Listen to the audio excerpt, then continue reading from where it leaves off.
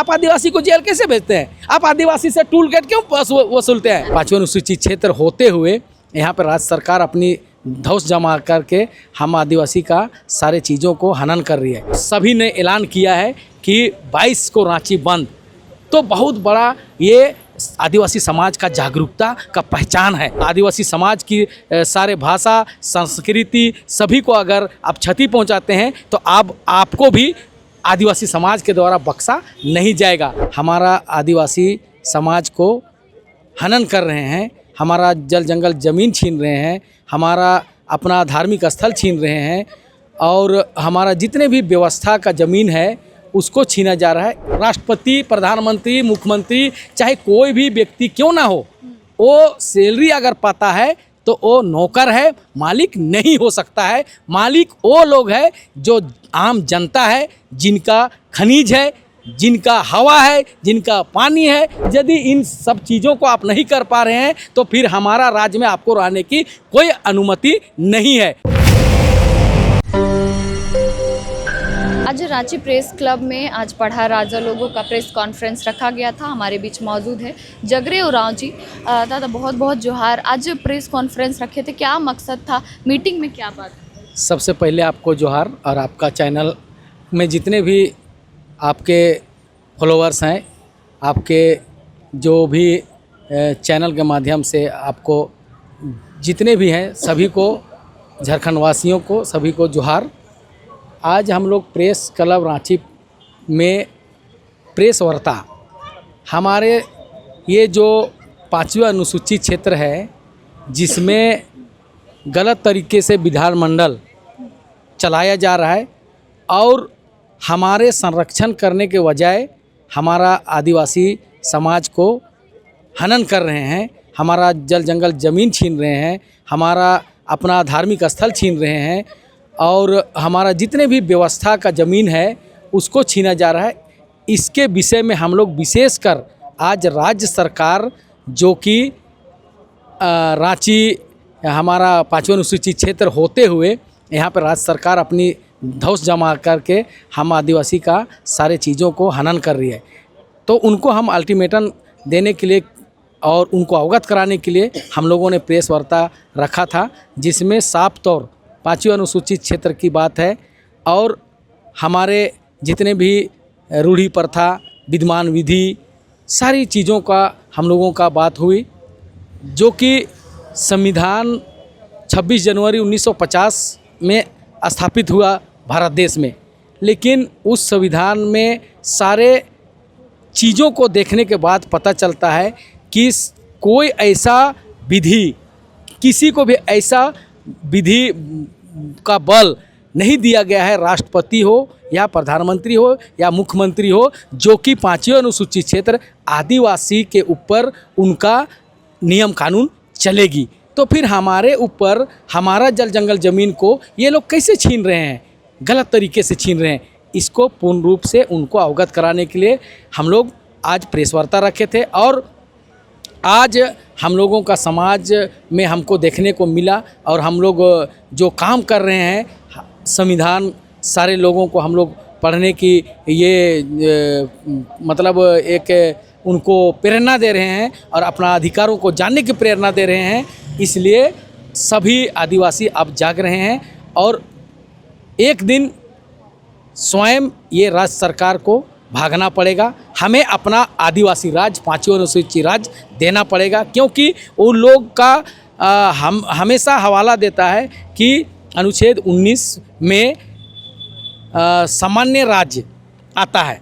तो सामान्य राज्य में सबों को अधिकार दिया गया है, लेकिन 5वें अनुसूचित क्षेत्र मेरा है, आदिवासी का राज्य है, उसमें मेरा स्वशासन, प्रशासन और नियंत्रण खुद का है, जो कि मेरा पढ़ा व्यवस्था है, मेरा ग्राम सभा है, मेरा अखड़ा व्यवस्था है, मेरी सारी अपना रूढ़ी प्रथा के अंदर ही आता है। तो ऐसे सरकार को हम लोग चेतावनी देने के लिए और विशेषकर सभी आदिवासी विधायक को चेतावनी देने के लिए और उनको अवगत कराने के लिए कि आप लोग भी संविधान पढ़िए, अगर यदि समाज का वोट लेकर के आप विधानमंडल जाते हैं, विधानसभा जाते हैं और गलत तरीके से आपका राज्य में और गैर राज्य को शामिल करा करके अगर आपकी ज़मीन लुटवाते हैं, आप आदिवासी समाज की सारे भाषा, संस्कृति सभी को अगर आप क्षति पहुंचाते हैं तो आपको भी आदिवासी समाज के द्वारा बख्शा नहीं जाएगा। और विशेष तौर पर सिरम टोली में हम लोग को देखने को मिला कि अनाप शनाप बाके जा रहे हैं, जो कि चोर किस्म के, दलाल किस्म के, समाज को ठगने किस्म के बहुत सारे लोग बक रहे हैं। हम लोग को देखने को भी मिला कि हम लोग भी आए थे मीटिंग में और वो कुछ आदमी को टारगेट करके बोल रहे हैं कि नहीं भारत आदिवासी पार्टी है, भाजपा है, ये है। हम लोग समाज का कीड़ा है, समाज का चिंतक हैं, हम लोग समाज के लिए कहीं भी जाते हैं। और आज हम लोग देखे वहाँ पे सिरम टोली चौक में जा कर के कि सरना स्थल को अतिक्रमण हुआ है, और हुआ है तो अगर हम उसको नहीं बचाएंगे तो कोई गैर आदिवासी बचाने नहीं आएगा। अगर हम अपने आप को आदिवासी मानते हैं और बोलते हैं कि हम आदिवासी हैं तो सरना स्थल के लिए, अपना धार्मिक स्थल के लिए, अपना सामाजिक व्यवस्था के लिए हम लोग को आदिवासी के नाते लड़ना चाहिए। लेकिन हम आदिवासी बोल के अगर आदिवासी का विरोध करते हैं और अगर आदिवासी समाज को कमज़ोर करने का काम करते हैं, कहीं ना कहीं इससे साफ पता चलता है कि वो दलाल किस्म का लोग हैं। और समाज ऐसे लोगों को पहचान रही है और पहचान भी चुकी है, क्योंकि देखने को मिला था शव यात्रा में। अब 21 तारीख को भी बड़ी पैमाने में देखने को मिलेगा। आप लोग का सामने में देखें कि यहाँ पे 24 पाढ़ा राजा आए हैं, परगना से आए हैं, और सभी ने ऐलान किया है कि 22 को रांची बंद। तो बहुत बड़ा ये आदिवासी समाज का जागरूकता का पहचान है। आज तक हम लोग को भी ये नहीं मालूम होता था कि हम लोग को कैसे चलना है, क्योंकि नेता लोग घुमरा के गोल गोल हम लोग को घुमा के वहीं तक ले जाता था जहां तक उन लोगों को फ़ायदा होता था। लेकिन अब हम लोग ऐसा नहीं है। हम लोग पूर्ण रूप से संविधान अधिकार को हम लोग जान चुके हैं और उनकी शक्तियां को भी जान चुके हैं, और मेरे ऊपर वो अप्लीकेबल नहीं है, इसको भी जान चुके हैं। क्योंकि विद्यमान विधि जहाँ पर अधिरोपित, मतलब विद्यमान विधि जहाँ पर रूढ़ी प्रथा जहाँ पर कायम है, वहाँ पे कोई भी कानून, राज्य सरकार हो या केंद्र सरकार हो, उनके द्वारा जो बनाई गई कानून मतलब अप्लीकेबल नहीं हो सकता है। वहाँ पे उनका शक्ति शून्य है। तो फिर मेरे ऊपर वो कैसे राज करेगा? ये चीज़ हम लोगों को अब समझ में आ गया है। क्योंकि आईपीसी सेक्शन 5, सीआरपीसी सेक्शन 5, हम भी पुलिस विभाग में नौकरी करते थे और सारे चीज़ों को हम लोग भी पढ़े, पुलिस हस्तक नियम 5 भी पढ़े, लेकिन 5वीं अनुसूचित क्षेत्र के लिए वो नहीं है। 5वीं अनुसूचित क्षेत्र में अगर यदि वो है तो 5वीं अनुसूचित क्षेत्र में जो बसे हैं आदिवासी जो हैं, उनका संरक्षण करना, उनको सुरक्षित रखना, उनका हक और अधिकार को देना और उनको पूर्ण रूप से सारे चीज़ों में मदद करना है। लेकिन यहाँ पे जस्ट उल्टा होता है। आईपीसी सीआरपीसी लगा करके आज जेल में डाल देता है आदिवासी को। तो हम जज साहब को भी बोलना चाहेंगे, जितने एडवोकेट हैं उनको भी बोलना चाहेंगे, आप यदि वकालत करते हैं और अगर यदि आप कोर्ट चला रहे हैं तो आप आईपीसी सेक्शन 5, सीआरपीसी सेक्शन 5 बोलता है कि अनुसूचित जनजातियों के ऊपर मैं लागू नहीं हो सकती हूँ। तो फिर कैसे आप मेरे को जेल भेजते हैं? आदिवासी समाज को कैसे जेल भेजते हैं? और यदि अगर इतनी बड़ी शक्ति आपका जो कोर्ट में है तो आप बिना गवाह का जजमेंट क्यों नहीं देते हैं? क्यों गवाह ढूंढते हैं? उस गांव में, उसी क्षेत्र से क्यों गवाह ढूंढते हैं? कि आप अपने बचाव के लिए ढूंढते हैं, ताकि हम किसी तरह से कोई गलती कलम ना चला दे।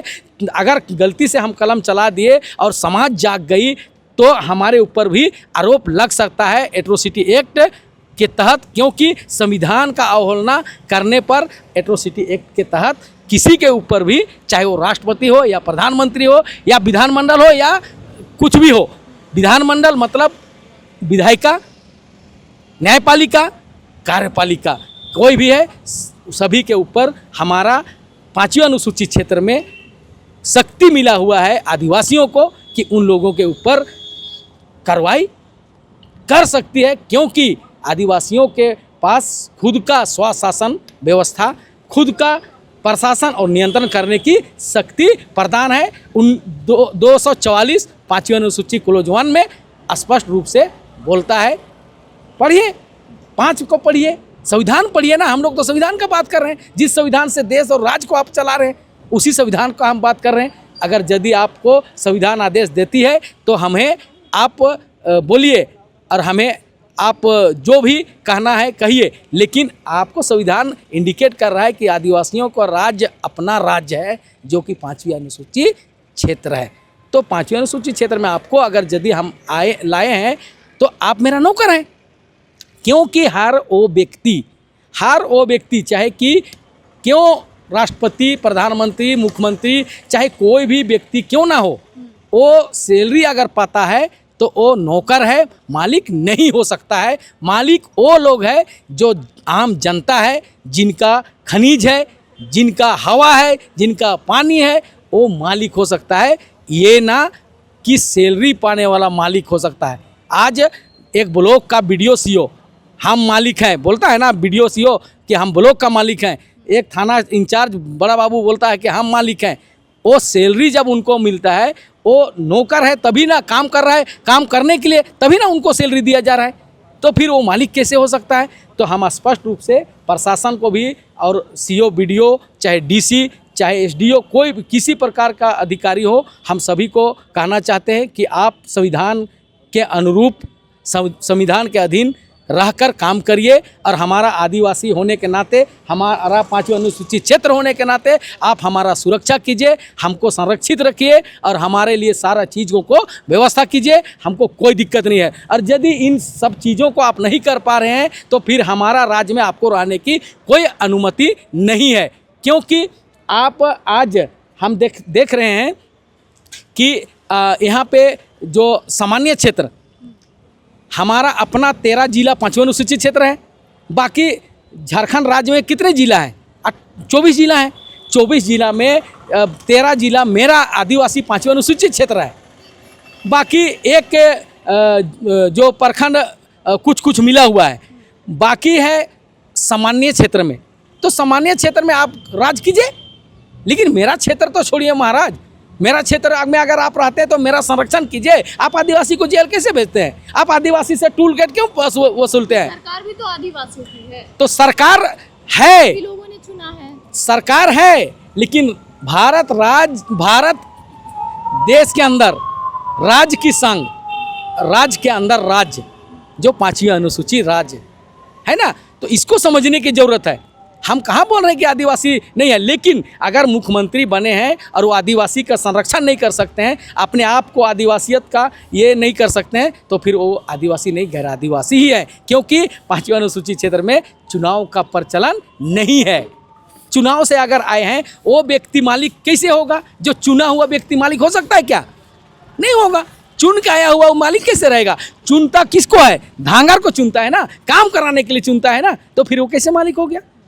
तो ये सारी चीज़ों को हम लोगों को जानना है। और विशेषकर हम आदिवासी समाज से हम अपील करेंगे कि आप लोग पढ़िए, संविधान के अधीन रहने का, हम लोगों को सारा हक और अधिकार मिलने का सारा हमारा संविधान में अंकित है। आप पढ़िए, समझिए और अपनी जो हमारे लिए जल जंगल ज़मीन, ये हमारे लिए जो व्यवस्था दिए हैं हमारे पूर्वजों के द्वारा, उस महापुरुषों का मान सम्मान को रखने के लिए जागरूक होइए, आदिवासी बनिए। यहीं पे अपना वाणी को विराम देते हुए पुनः फिर से आपका जितने भी यूट्यूबर सब्सक्राइबर, आपका फॉलोअर्स हैं और आपके साथ जितने भी जुड़े हुए हैं भारत पूरे देश में, सबों को हमारे हृदय से जोहार। जय आदिवासी, जय पढ़ा।